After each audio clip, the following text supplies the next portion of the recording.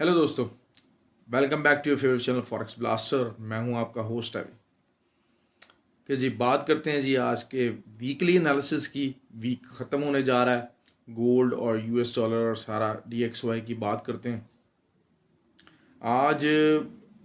Important lesson कि कल video के जो देखने वाले उनको मैंने क्या कहा और उन्होंने क्या किया, और पर्टिकुलरली जो फ्री ग्रुप वाले हैं मेरे, हालांकि उनको मैं बार बार पर्सनली समझाता हूँ कि मैंने कल वीडियो में क्या कुछ कहा लेकिन उन्होंने क्या कुछ किया। और आपके लिए एक इम्पॉर्टेंट लेसन आज की वीडियो में, इस वीडियो को देखिएगा। लेवल्स तो मैं बताऊंगा वीकली, लेकिन जो लेसन्स हैं, लर्निंग स्किल्स हैं, इसको आज आपको जो है ना रेक्टिफाई करने का बेहतरीन मौका है।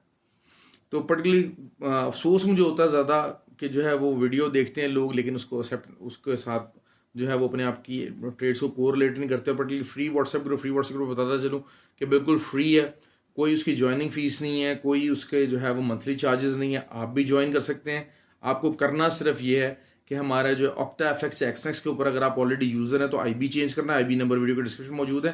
और अगर आप न्यू यूज़र हैं तो न्यू जो है वो लिंक्स डिस्क्रिप्शन में मौजूद है, उसके साथ अपना अकाउंट खोलना है और हमारे साथ जुड़ जाना। व्हाट्सएप नंबर मेरा नीचे मौजूद है, टेलीग्राम पेज का नंबर मौजूद है, आप मुझसे रब्ता कर सकते हैं। I can guide you further over there, क्योंकि सिर्फ सिग्नल बेस्ड ग्रुप नहीं है, जो लर्निंग का प्रोसेस है वो उस ग्रुप के अंदर बेहतरीन है। लेकिन अफसोस के साथ कहना पड़ता है that the people don't listen. आज बहुत सारे लोगों ने जो है वो लॉस किया, लेकिन उसकी वजह क्या थी, उसकी गलती क्या थी? जिन लोगों ने मेरी बात मानी, जिन लोगों ने मेरी वीडियो को फॉलो किया, they must have been not in a huge loss. मैंने कल क्या बात की थी? सबसे पहले यूरो और जीबीपी को लेके कि if somebody is in buying तो 11 बजे सुबह से पहले पहले अपनी बाइंग क्लोज कर दे। क्यों? क्योंकि पीएमआई नंबर्स आने और they will be bad numbers. यही बात की। तमाम कल की वीडियो जो है मेरा उसके ऊपर मौजूद है, आप उसको देख सकते हैं। उसमें मैंने ये बात की। सेकेंडली मैंने बात की थी कि यूएस के PMI numbers will be on the positive side, जो कि DXY को पंप दे सकते हैं। तीसरी बात मैंने की कि अगर गोल्ड की कोई भी half an hour candle closing 1655 से नीचे आ जाएगी तो हम बाइंग बंद कर देंगे। लेकिन मुझे अफसोस करना पड़ता है, the people didn't follow any of that instruction. जिन्होंने मेरी इंस्ट्रक्शन फॉलो की वो बहुत अच्छी पोजीशन में। गोल्ड जो है वो ऑब्वियसली नेगेटिव ट्रेंड में रहा। जैसे ही पीएमए नंबर्स आए, जो रिफ्लेक्शन थी, जो कि एक्सपेक्टेड था, वो चीज़ हुई। जीबीपी, यूएसडी सब जो है वो जीबीपी, यूरो नीचे की तरफ उन्होंने मूव किया। गोल्ड का भी जो है वो एक नीचे का सफ़र जारी रहा, जो कि एक्सपेक्टेड था। पीएमए नंबर्स आए और नीचे को पुश लगा। लेकिन जब 41 के ऊपर आया तो मैंने अपना जो व्हाट्सएप ग्रुप था उसमें 2 दफ़ा 41 42 से बाइंग की कॉल दी, और उसमें एक दफ़ा हमारा TP1 जो 50 और 55 ये दोनों हिट हुए। उसके बाद एक दफ़ा दोबारा 50 TP1 हिट हुआ। तो जिनका SL लगा था मेरे ग्रुप के अंदर, दे रिकवर्ड वेरी वेल। कौन लोग रिकवर नहीं कर सके? वो लोग जिन्होंने SL नहीं लगाया या 55 के ऊपर हाफ एन आवर कैंडल जब क्लोज हुई तो उसके फ़ौरन बाद इट केम ऑन 56 57, वहाँ पर अपनी ट्रेड्स नहीं काटी as per my instruction, and they waited. और अभी भी बहुत सारे लोग उनमें बैठे हुए हैं जो कि अभी भी पोजीशन अपनी ओपन करके बैठे हुए हैं। जिन्होंने वो क्लोज कर दी, they were able to reposition themselves from the level of 1642। So that was something कि आपको जब SL हिट हो जाता है तो आपको आपका जो बेसिकली पोर्टफोलियो होता है, अगर रिस्क मैनेजमेंट प्रॉपर किए तो वो फ्री हो जाता है और आप नई पोजीशन लेने की उसमें कंडीशन में होते हैं। तो बहुत सारे लोग उन्होंने कर दिया, और शायद ब्रेक इवन भी, और शायद कुछ तो थोड़ा बहुत प्रॉफिट में ही होंगे जिन्होंने जल्दबाजी करके ट्रेड नहीं ली। ऑयल का मैंने आपको बताया था कि जी ऑयल का भी हमारा SL हिट रहा, लेकिन यही था कि जो है वो मैंने आपको बता दिया था कि एरिया अब 82.5 नहीं है। 81.5 और 80 का एरिया, उसके नीचे का SL था, वो हिट हो गया। केस क्लोज, SL हिट होते हैं। लेकिन आई एम सरप्राइज्ड कि देयर आर पीपल जिन्होंने 95 से बाइंग ली हुई है और अभी तक वो सेलिंग में बैठे हुए हैं। दुनिया रिसेशन की तरफ जाने के लिए तैयार बैठी हुई है। दुनिया में वर्ल्ड इकोनॉमिक रिसेशन आ रहा है और पीपल आर मोर इंक्लाइंड के जनाब ये दोबारा 95 और 100 के ऊपर क्रॉस करेगा। I am surprise the way they are thinking. हाँ, कुछ ऐसा हो जाता है, कुछ मामलात बन जाएं ऐसे तो वो ज़रूर हो सकता है, लेकिन अदरवाइज इस टाइम पे ये सिचुएशन नहीं है।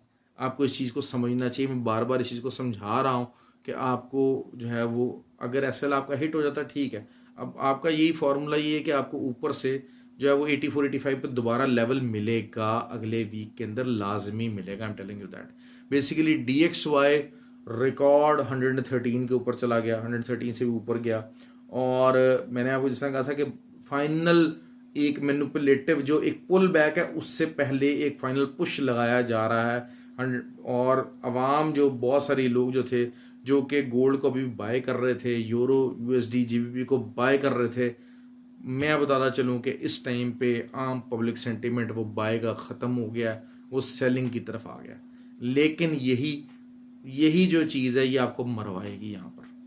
मैं अच्छा बात ये कर रहे हैं, बहुत सारे लोगों ने मुझसे पूछा कि सर आप यूरो USD के ऊपर बाइंग क्यों नहीं, सेलिंग क्यों नहीं करवा रहे, आपने सेलिंग क्यों नहीं करवाई, सेलिंग होता तो इतना अच्छा प्रॉफिट होता। आपको पता था PMI नंबर्स नेगेटिव आने हैं और आपको हो जाता। देखिए PMI नंबर्स नेगेटिव का मुझे आइडिया था, सेलिंग की तरफ आइडिया था, लेकिन ये मैं बताता चलूँ कि ये जो लेवल्स हैं इनके ऊपर अगर आप सेलिंग में फंस गए तो आप निकल नहीं पाएंगे। हाँ, बाइंग में अगर आप इन लेवल्स के ऊपर फंसेंगे ना तो आप देर सवेर महीना डेढ़ के बाद निकल ज़रूर जाएंगे और प्रॉफिट में निकल जाएंगे। दैट इज़ द रीज़न कि मैं इन एरियाज़ के ऊपर सेलिंग को प्रेफरेंस नहीं दे रहा। बाइंग की बात है, एरिया 93 तक भी चला जाएगा, 96 के ऊपर अगर बाय किया हुआ है, 400 पिप्स की बात है सिर्फ। मैं आपको बार बात कर रहा हूँ कि 400 पिप्स की बात है। 400 पिप्स के अंदर अगर आप 4 एंट्रीज मल्टीपल एंट्रीज ले लेते हैं और उसके बाद ये जाके कैंडल क्लोजिंग आती है, सारा कुछ है, वो 1 के ऊपर भी आ जाती है, तो तब भी आप कितना प्रॉफिट अर्न कर सकते हैं। बेसिकली आपको इस चीज़ को समझना है कि हम US डॉलर से DXY से हम इसका कंपैरिजन कर रहे हैं। तो इस टाइम पे जो DXY है दैट इज ओवर प्राइस्ड। ये ओवर प्राइस्ड है क्यों? क्योंकि वर्ल्ड इकोनॉमिक हालात ऐसे हैं कि DXY के अलावा ऑप्शन नहीं बच रहा दुनिया के पास। So the world is inclined to buy the DXY, लेकिन ये इंक्लिजन खत्म होने जा रही है। ठीक हो गया। और जो यूरो की अगर बात करते हैं तो euro is below its actual value. जिस तरह DXY ओवर वैल्यूड है, इस तरह euro is below its actual value. जो इकोनॉमिक उनकी परफॉर्मेंस है, सारा कुछ है, वो इतनी बुरी नहीं है जितना जो इस टाइम पे यूरो और USD के दरमियान में कोरिलेशन में रिफ्लेक्ट हो रही है। तो द मोमेंट ये बैलेंस की तरफ अगर आएगी तो DXY बहुत तेजी से नीचे आएगा और यूरो बहुत तेजी से ऊपर जाएगा। तो अगर आप खुदा ना खासा इस जगह पे सेलिंग में फंसे हुए ना, तो सेलिंग में निकलने के लिए आपको जगह नहीं मिलेगी and you will have to cut all those entries in the loss. That is the only reason कि मैं इसको अब सेलिंग नहीं करवा रहा। लेकिन GBP की बात करते हैं तो GBP आप समझ लें कि it is reflecting nearly it's true value, जो है वो UK की कंडीशन है, जो कि उनके फाइनेंशियल कंडीशन है, फाइनेंशियल डेफिसिट है, और जो उनकी इकोनॉमिक कंडीशन है, जो और उनके जो पॉलिटिकल मामलात हैं। तो इस वजह से मैं इस वक्त वही बात है कि GBP के लिए बहुत ज़्यादा बाइंग की तरफ नहीं था। मैं 11 बजे उनकी कटवा दी थी, ऑल्दो कि अब वो एरिया ज़रूर आ रहा है, नज़दीक आ रहा है कि जहां पर GBP को मैं बाइंग के फॉर्मुलेशन में देखूंगा लॉन्ग टर्म के लिए। आपको देखें, आपको मैं बार बार हमेशा बात करता हूं कि आपको अपने जो पोर्टफोलियोज को डिवाइड करना है। मैं इसलिए देखें ये 100 250 60 डॉलर वाले जो लोग हैं उनको समझाता हूं कि सर ये इसमें इस मामला से ट्रेडिंग नहीं हो सकती। आपको कम से कम थोड़ा सा एक हैंडसम अमाउंट लेकर आना है जिसमें आप अपने आप को देखें, ट्रेड मैनेज की जाती है, ट्रेड्स को मैनेज किया जाता है। ट्रेड सिर्फ ये नहीं है कि आपने एक एंट्री ले ली और उसके बाद आप बैठे हुए हैं और आप देखते जा रहे हैं, आपका नेगेटिव हो रहा है, चीज़ें नेगेटिव होती जा रही। You should have the backup money to put more trades in, चाहे वो डॉलर कॉस्ट एवरेज करने के लिए हो, चाहे जब वो पॉजिटिव की तरफ चले तब वहां पर आपको ट्रेड डालने के लिए हो, ताकि आपका प्रॉफिट बढ़ सके। ये दोनों स्ट्रैटेजी को फॉलो करने के लिए you need some sort of handful amount. फिर अपने पोर्टफोलियो को मैं हमेशा बात करता हूँ कि 3 हिस्सों में डिवाइड कीजिए, long term, medium term, scalping, day trading. ये इसमें आपने डिवाइड करना है कि ठीक है जी, मैंने किस किस तरह से अपने पोर्टफोलियो को लेके चलना है, मेरे पोर्टफोलियो का कितना हिस्सा जो है वो मैं लॉन्ग टर्म के ट्रेड्स के लिए रखूंगा, कितना स्कैल्पिंग के लिए रखूंगा, कितना डे ट्रेडिंग के लिए रखूंगा। तो इस तरीके से आपको अपनी चीज़ों को प्लान करना है। मैं अपने ग्रुप के अंदर यही चीज़ समझाता हूँ। गोल्ड की बात कर लेते हैं। गोल्ड का जो सपोर्ट था, वीकली सपोर्ट था, दैट वाज 1655। तो तभी जब ये 41 से मार्केट उठी है तो फिर 55 का मैंने टारगेट दिया और एग्जैक्टली वो पिन पॉइंट हिट हुआ और वहाँ से रिजेक्शन आई दोबारा से। ऑल दो के वही बात है कि क्योंकि पीएमए नंबर थे, दूसरा पावल की स्पीच को बहुत ज़्यादा इंपॉर्टेंस जा रही थी। मैंने कल वीडियो में बताया था कि पावल की स्पीच का इम्पैक्ट कुछ नहीं आने वाला। लेट नाइट नैस्डैक के ऊपर जो बाय लगवाई वो भी अच्छी प्रॉफिट में गई, ग्रुप के अंदर लगवाई बाय।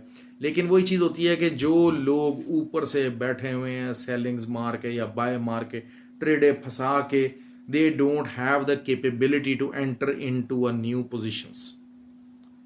एसएल लगाओ, एसएल के साथ आप ट्रेड करें तो आपकी ट्रेड कट जाएगी और आप सुकून से नई जगह पर एंट्री ले सकते हैं, किसी नए पेयर के अंदर एंट्री ले सकते हैं, अपनी जो स्ट्रेटजी है उसको रीडिफाइन कर सकते हैं। लेकिन द मोमेंट आप बाय के अंदर फंसे हुए हैं तो फिर नीचे आता जा रहा और वो आप उसको देखते जा रहे हैं।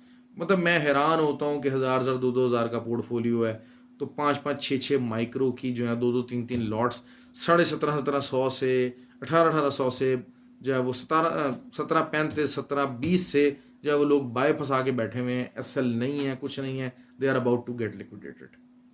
तो ऐसे हालात में, ऐसे चीज़ में कैसे मामला चलेंगे। $2000 का अकाउंट है, $3000 का अकाउंट है, स्टैंडर्ड लॉट्स की ट्रेड्स लगा ली हैं, ये कैसे आप इसको कर सकेंगे। स्टैंडर्ड लॉट की ट्रेड लगाई है तो फिर आप $2-3 निकालें या $2-3 का लॉस लें और अस्सलाम वालेकुम, दैट्स इट। इससे ज़्यादा आप स्कैल्पिंग के पॉइंट ऑफ व्यू से अगर आप हैवी लें, आप कोई मसला नहीं, हैवी लें, लेकिन फिर उसका लॉस भी फिर कम होगा। जितनी हैवी ट्रेड होगी उसका स्टॉप लॉस उतना छोटा होगा, उसका टीपी उतना छोटा होगा। जितनी नॉमिनल ट्रेड होगी उसका स्टॉप लॉस उतना बड़ा होगा और उसका टीपी भी उतना बड़ा होगा। ये चीज़ें इस कोरिलेशन को समझें। वीकली बात कर लेते हैं। वीकली अच्छा, एक और चीज़ हुई कि जनाब जो है ना वो बात ये कर रहे थे सॉफ्ट लैंडिंग की। तो इस टाइम पे यूएस जो पावल है वो सॉफ्ट लैंडिंग इस फ्राइडे को कराने में कामयाब हो गए, लेकिन Tuesday I am going to tell you जो डाटा आना है, जितना DXY ऊपर जा चुका है, it will not be a soft landing. बहुत ज़्यादा हैवी जो महंगा DXY हो जाता है, डॉलर बहुत ज़्यादा महंगा हो जाता है, तो फिर होता क्या है कि आपकी जो है एक्सपोर्ट्स कम होती हैं, आपका लेबर रेट भी इफेक्ट करता है, आपके हर चीज़ जो कॉस्ट ऑफ प्रोडक्शन है वो इफेक्ट करती है, चीज़ें आपको महंगी नजर आती हैं। और आप जैसे जैसे वीक के अंदर जाते जाएंगे आगे तो यूएस डाटा नेगेटिव से नेगेटिव आना शुरू हो जाएगा, और जब आना शुरू होगा तो फिर ये चीज़ें रिफ्लेक्ट होना शुरू हो जाएंगी। और नवंबर की बात वही कर रहा हूँ कि it will be a difficult decision कि जनाब हाँ जी क्या किया जाएगा। गोल्ड का जो है वो अगली जो है वो सपोर्ट है, दैट इज 1635 का एरिया, बहुत बड़ी सपोर्ट है। 1635 से नीचे अगर आप एसएल रख लेते हैं तो 1655 हमारा TP1 होगा, 1680 TP2 और 1692 TP3। और मैं अभी भी एक्सपेक्ट कर रहा हूँ कि जैसे जैसे मामला चलेंगे, ये अब जो अगला पूरा मंथ आएगा, जैसे जैसे डाटा आना शुरू होगा यूएस डॉलर का और रिसेशन की तरफ डाटा आना शुरू होगा, तो आप डॉलर के ऊपर प्रेशर देखेंगे, DXY के ऊपर प्रेशर देखेंगे, प्रॉफिट बुकिंग का प्रेशर देखेंगे और इकोनॉमी के ऊपर प्रेशर देखेंगे, यूएस इकोनॉमी के, और जो कि रिफ्लेक्ट करेगी गोल्ड के ऊपर और इन चीज़ों के ऊपर। Although gold is in a bearish mode, लेकिन वही चीज़ ये है कि अब प्रॉपर जिसे कहते हैं कि बेयरिश पुश के लिए जो है वो उसको दोबारा से नवंबर में एक जो है वो रेट ऑफ इंटरेस्ट जो है वो उसको इंक्रीज करना पड़ेगा, जिससे वो 1625 का एरिया टारगेट हो सकेगा। फिर दिसंबर में फॉरेन दोबारा रेट ऑफ इंटरेस्ट इंक्रीज है, वो भी होगा ही होगा, तो फिर ये जो है वो 1550 का एरिया हो सकेगा target. In the longer term में टारगेट बता दिए, लेकिन आप इन लॉन्गर टर्म को टारगेट भी लेना चाहते हैं तो सेलिंग में बार बार आपको बता रहा हूँ कि उसका जो अच्छा लेवल है दैट इज 1692। मैं बार बार आपको बात कर रहा हूँ, बार बार आपको बात कर रहा हूँ, इस चीज़ को समझिए। हैवी ट्रेडिंग करके, बहुत ज़्यादा ओवर ट्रेडिंग करके, एग्जैजरेट ट्रेडिंग करके अपने आप को फंसाइए नहीं, अपने ट्रेड को मैनेज कीजिए। खैर ऑयल की बात कर लेते हैं। ऑयल यहाँ से मैंने आपको बता दिया 84-85 के ऊपर जा सकता है, लेकिन दोबारा आप सेलिंग में रहिए। जैसे जैसे जो है वो डाटा आएगा, सेकंड ट्यूसडे से ही बहुत हैवी इम्पैक्ट डाटा आना शुरू हो जाएगा, काफ़ी इम्पैक्टफुल डाटा आना शुरू हो जाएगा। यूरो जोन का भी और जो है वो यूएस जोन का भी। यूरो जोन का डेटा अब इतना मैटर नहीं करेगा क्योंकि यूरो बहुत डाउन आ चुका है, बहुत उसको मार पड़ चुकी है अपने डेटा की वजह से, अपने इकोनॉमिक परफॉर्मेंस का उसका कोई मसला नहीं है। अब इशू ये है कि द रिजल्ट इज के when the DXY will start pulling back. एक ब्रीदर DXY का ड्यू है, वो नेक्स्ट वीक के अंदर आता है, नेक्स्ट वीक के एंड में आता है, इट डिपेंड्स। लेकिन एक ब्रीदर मैं बार बार आपको बात कर रहा हूँ कि इट इज़ ड्यू, और शायद मंडे को ही आप ये देख लीजिएगा अगर कोई 4 आवर्स की 2-3 कैंडल्स बनती हैं जो कि बेरिश रहती हैं और अपना टॉप नहीं तोड़ पाती, तो फिर आप देख लेंगे कि जनाब जो है ना वो ये it will start coming down soon. और ट्यूसडे का भी डाटा आएगा, वेडनेसडे का भी अच्छा इम्पैक्टफुल डाटा, मतलब पूरा उसके ट्यूसडे से ही इम्पैक्टफुल डाटा स्टार्ट हो जाएगा। तो वो उसमें जैसे जैसे हार्ड लैंडिंग की तरफ इकॉनमी जाएगी यूएस इकॉनमी, तो you will start feeling the burden, और उसकी वजह से गोल्ड आपका ऊपर जाना शुरू हो जाएगा। ऑयल के मिक्स ट्रेंड है, ऑयल ने अपनी सपोर्ट दोबारा से छोड़ दी है, लेकिन ऑयल का वही चीज़ है कि 84-85 के ऊपर बहुत अच्छी सेलिंग अपॉर्चुनिटी आपको दोबारा मिल सकती है। वेट कीजिए, you will get the opportunity. ऐसी बात नहीं है कि अब ये बस गया तो ये नाक की नोज डाइव ही करेगा और दाएं से बाएं नहीं हो सकता। देखिए मैंने आपको बार बार ये बात कहा था, USD JPY को मैंने आपको 4 दिन 5 दिन में बिल्ड करता रहा कि जनाब हाँ it will get to the 140 area. आज भी जो है 143.3 का 5 का एरिया मिला है। अगर कोई सेलिंग करना चाहता था तो वो कर सकता है, लेकिन you have with the currencies you have to be patient. आपको पेशेंस रखनी होगी। दे डू पुल ऑफ और अच्छा प्रॉफिट देके जाते हैं, लेकिन इसके लिए आपको थोड़ा सा बिल्डअप चाहिए, मिजाज चाहिए, थोड़ा सा अपने अंदर जो है वो स्टेमिना चाहिए। यूरो का मैं लॉन्ग टर्म प्लान ये बता दूं कि अगर ये 100 पिप्स जैसे से नीचे आता जाएगा, I keep on adding buying entry, और चाहे 4-5 मजीद एंट्रीज भी लेने पड़े ये लेंगे। और इसको जो है पहला TP जो है मेरा 1.02 का एरिया होना चाहिए। बहरहाल 1.002 कर लेते हैं एटलीस्ट, लेकिन यहाँ तक ये मैं इसको आने वाले दिनों में लाजमी आता देख रहा हूँ। एक दफ़ा रीटेस्ट यहाँ का ज़रूरी है दिसंबर से पहले पहले। हाँ, दिसंबर के बाद जब हम एंट्रीज लेंगे तो फिर 1.12 will be our future target for the euro, for from the buying perspective. लेकिन इस इतने नीचे एरियाज में आके selling is not a smart move.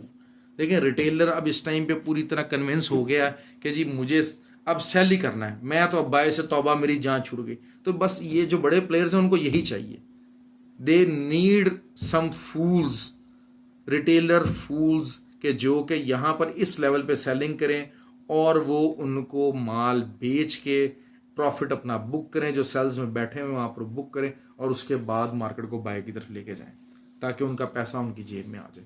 तो आप इस फिनोमिना को समझें, इस चीज़ों को लर्न करें। ये चीज़ें ऐसे ही हैं। देखें बार बार जो है वो 80 से 1680 को बहुत बड़ी रेजिस्टेंस कहा गया। 1680 पे सेलिंग करवाएगी रिटेलर्स को, 1688 84 दो दफ़ा उनके एसएल हिट हुए, एसएल खाए गए और उसके बाद मार्केट को नीचे लेकर आया गया। उसके बाद ये फिनोमेना क्रिएट किया गया कि 55 बहुत बड़ी सपोर्ट है, लेकिन 55 से नीचे एसएल जिन्होंने बहुत नीचे तक दिया हुआ था उनके भी एसएल खा लिए गए। तो ये चीज़ों को समझें। अब क्या है, अब बार बार कह रहा नहीं जी सेल ही करना, जिसने बाय भी किया था उसने भी तौबा कर ली, उसने कहा मैं तो अब सेल ही करूंगा। अब जब सेल करेंगे तब वो दोबारा से मार खाएंगे और फिर 92 का एरिया में बार बार आपको कह रहा हूं कि this would be the good area to sell. उससे पहले सेलिंग मत कीजिएगा। अगर मार्केट जाती है आपके हाथ से तो चली जाए, कोई ऐसा मसला नहीं है। बाइंग का आप रिस्क ले सकते हैं, छोटा एसएल है लेकिन एसएल जरूर लगाइए। छोटा एसएल हो जाएगा, क्या हो जाएगा, हिट हो जाएगा, कोई मसला नहीं। 60 70 80 पिप्स एक ट्रेड में आप यूं कवर कर सकते हैं। अभी रात के रात जो है वो 100-120 पिप्स जो है वो नैस्डैक ने कवर करके दे दी। आपके पास ऑप्शंस होने चाहिए। मैं बार बार आपको समझा रहा हूं कि अपनी जो ट्रेडिंग के लेवल्स हैं, सारा कुछ है, उसको समझें, उसको सीखें, ट्रेडिंग की साइकोलॉजी को समझें, अपनी मिस्टेक्स को दूर करें, जो आपका ट्रेडिंग मैकेनिज्म है उसको बेहतर करें। This is what I always try to emphasize and I hope कि वीडियो लंबी हो रही है, बहरहाल आई एम डूइंग इट। जो लोग समझना चाहते हैं, जो लर्न करना चाहते हैं, वो यकीनन मेरी वीडियो देखेंगे हाँ, जो सिर्फ टाइम पास करने के लिए आए हुए और गैम्बलिंग के पॉइंट ऑफ व्यू से इस मार्केट के अंदर बैठे हुए हैं, जिन्होंने सिर्फ महीना 2 महीना काम करना है, इधर का पैसा पकड़ा उधर का पैसा पकड़ा, अपने 100-200 यूरोज डॉलर जो है वो ज़ाया करने हैं और उसके बाद चले जाना और कहना ये मार्केट है ही जुआ, या मुझे कमेंट के अंदर बुरा भला कहना कि जी हाँ जी इसको तो आता कुछ नहीं है, ये नहीं वो नहीं, वो उनकी मर्जी है। लेकिन मैं आपको कल भी ये बात कही थी, fundamentals then psychological mistakes and then technicals, ये तीनों चीज़ें मिल के आपकी ट्रेड सीधी करेंगी। टेक्निकल्स आप सीख लेंगे, फंडामेंटल्स आप सीख लेंगे, साइकोलॉजी आपको, ट्रेडिंग हैंडलिंग साइकोलॉजी आपको खुद बिल्ड करनी है। This is what is very important. मैं बार बार आपको बात कर रहा हूँ कि इसमें आपको हम गाइड कर सकते हैं, बार बार गाइड कर सकते हैं, लेकिन अपनी गलतियों से सीखेंगे। ये सबसे बड़ा दुश्मन है आपका, आपकी ट्रेडिंग का सबसे बड़ा जो दुश्मन है वो आपकी साइकोलॉजिकल एरर्स हैं। ये वो मिस्टेक्स हैं, जो कॉमन मिस्टेक्स हैं, जो आप करते ही रहेंगे, इनसे आप जान नहीं छुड़ाएंगे, क्योंकि ये आपके नेचर के अंदर शामिल हैं। और ट्रेडिंग के अंदर जब आप नेचर को अपने ऊपर हावी करेंगे तो ट्रेडिंग मार्केट आपको कुचल के रख देगी, मार्केट आपको कुचल के रख देगी, आपके पोर्टफोलियो को कुचल के रख देगी। आपको रोबोट बनना है, आपको रोबोट बनना है। टेक्निकल ये कह रहे हैं, फंडामेंटल्स ये कह रहे हैं, और मेरे जो ट्रेडिंग के असूल हैं, साइकोलॉजिकल असूल हैं, वो ये कह रहे हैं। उन असूलों को लिख के रखिए। स्टॉप लॉस लगाना है, लाजमी लगाना है, लाजमी लगाना है। एंट्री सही पॉइंट पे लेनी है। अच्छा जनाब, स्कैल्पिंग करनी है, लॉन्ग टर्म करना है, क्या डिसाइड करना है, इंट्राडे करना है, you have to decide those things. Panic selling करनी है, पैनिक बाइंग करनी है, लॉस ट्रेड कट करने की हिम्मत चाहिए कि नहीं चाहिए। Market can prove you wrong any time. ये चीज़ें सीखें, अपने आप को बेहतर करें। आई होप कि you will have a good day और अच्छा वीकेंड गुजारिएगा। ऑल्दो के पूरा वीक में प्रॉफिट हुआ है। कल एक दो एसएल हमारे अगर हिट भी हुए हैं बहुत सारे, लेकिन मसला सिर्फ यह है कि जो एसएल हिट जिनको हिट हुए हैं उनको कोई मसला नहीं है। मसला सिर्फ उन लोगों का है जिन्होंने एसएल नहीं लगाए, अपने अकाउंट वॉश करवाए हैं, या बहुत ज़्यादा नेगेटिव में बैठे हुए और अपने अकाउंटों की तरफ देख रहे हैं। They are in trouble right now, I am telling you that. Okay जी, ख्याल रखें अपना, हैव अ गुड डे।